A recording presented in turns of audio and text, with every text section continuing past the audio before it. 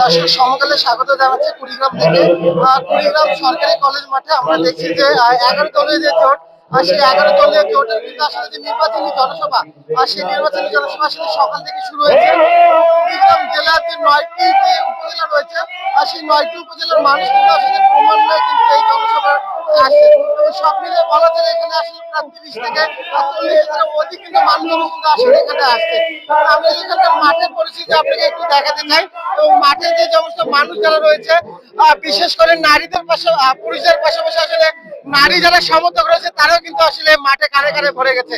এবং এখানকার মানুষজন আসলে উৎসুক হয়ে রয়েছে বাংলাদেশ জামায়াতে ইসলামের যে আমির, আর সেই জামাতের আমির কখন আসলে মঞ্চে উঠবেন, কখন তার বক্তব্য শুনবে, সেই প্রতীক্ষা কিন্তু তারা সকাল থেকে করছে। এবং কুড়িগ্রামে আমরা দেখছি প্রচুর লোকজন আসলে এখানে সমবেত হয়েছে। এবং এখানকার মঞ্চে যদি আমি একটু দেখাই, সেই মঞ্চে কিন্তু আসলে এখানকার যারা রয়েছেন, বিশেষ করে জাতীয় নাগরিক পার্টির সাথে সচিব আক্তার হোসেন, মুখ্য সংগঠক দক্ষিণাঞ্চল যিনি হাসনাত আবদুল্লাহ, তিনিও কিন্তু উপস্থিত রয়েছেন এবং আসবেন। এবং পাশাপাশি যারা রয়েছে বাংলাদেশ জামাতে ইসলামের যে সহকারী সেক্রেটারি মাওলানা আব্দুল হামিদ, এবং যারা রয়েছেন বাংলাদেশ ইসলামী ছাত্র শিবিরের যে মোহাম্মদ শিবকাতুল্লাহ, তারা কিন্তু উপস্থিত রয়েছেন।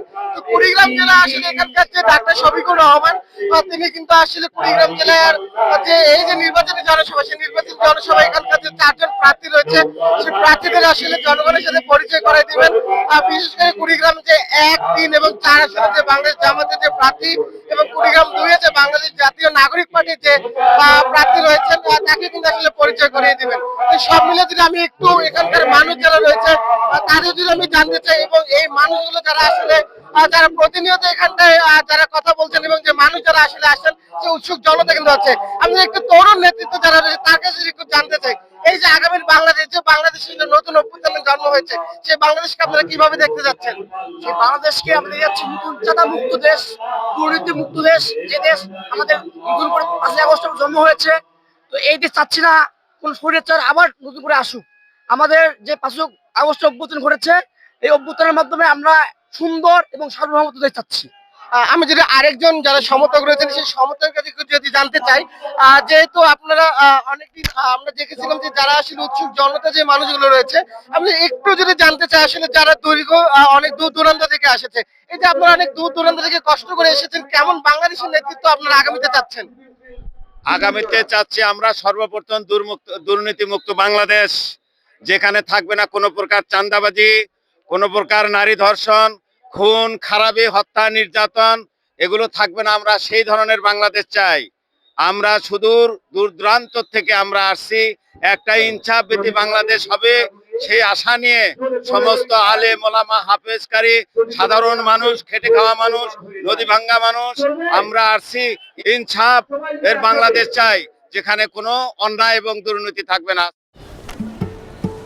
কি বুকে বাংলাদেশ আর হাতে বিদেশি?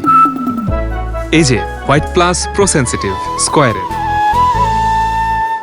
ধন্যবাদ। আসলে এই যে মানুষদের উৎসুক জনতা যে মানুষগুলো রয়েছে, যারা আসলে প্রতিনিয়ত কিন্তু এখানটায় আসছে, তো এই যে নির্বাচনী যে জনসভা, সেই নির্বাচনী জনসভা আসলে কুড়িগ্রাম জেলায় এর আগে হয়েছিল, কিন্তু এই যে এত যে লোকজন এখানটায় আসছে, সেই লোকজন কিন্তু আসলে প্রতিটা লোকজন কানায় কানায় ভরে গেছে। এবং এখানকার সমর্থক যারা রয়েছে, যে আসলে নতুন বাংলাদেশে বিগত সময় যারা আসলে শাসন করেছিল, সেই মানুষের নেতৃত্বের পরিবর্তন এনে আসলে আগামীর বাংলাদেশ, সেই বাংলাদেশের সেই প্রত্যাশা কিন্তু এখানকার মানুষ রয়েছে। সব মিলে কুড়িগ্রাম জেলার যে নির্বাচনী জনসভা, এই ছিল আমার কাছে সর্বশেষ পরিস্থিতি।